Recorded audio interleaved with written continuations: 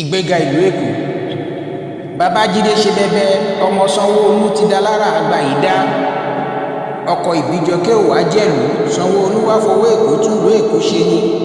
nígbà tí babájídé gbọ́ tí Jagaban sọ pé tójú ò bá tẹ̀yìn ìgbẹ̀tì ń Olúṣọlá bá yára já mọ́ lẹ́nu pé ojú ò ní tèkó. gómìnà babájídé sanwó-olu èyí tí ó ṣe nípa ètò àlàáfíà wa nílùú èkó dùn mọ́ wa nínú. adániwáyé á jẹ́ kó o tún rí tuntun ṣe. ìbẹ̀rẹ̀ kọ́ lóníṣẹ́ o ọkọ̀ Claudiana, ọlọ́run á jẹ́ kí o ṣe débi oríyìn nígbẹ̀yìn. èmi ò ní kélé nìyí ó má fapájánú, òun ò sì lè ṣẹ́ àwọn ẹlẹ́gàn kankan rárá. èèyàn tó bá ń bínú ò nílò àrọwà rárá.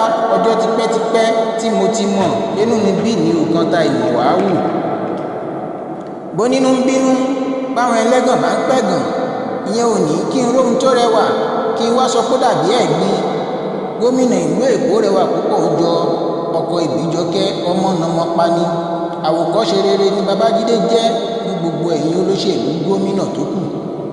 Your Excellency Gọ́vnà Babájídé Olúṣọlá Sanwó-Olú aka Sanwó Èkó, you are a symbol of competence.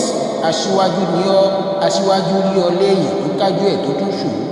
kí Bọ́lá Tinubu tó sọ pé Olúṣọlá lọ́rọ̀ ọ̀hún kàn.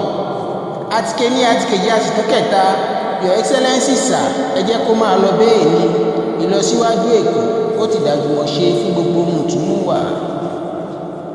Olúṣọlá máa bá ṣe ẹ lọ, Babájídé máa bá ṣe ẹ lọ, iṣẹ́ ẹ máa tẹ́ wa lọ́rùn.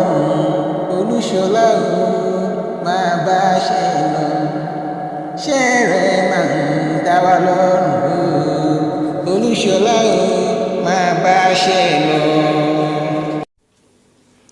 ìgbéga ìlú èkó. babájídé ṣe bẹbẹ ọmọ sanwó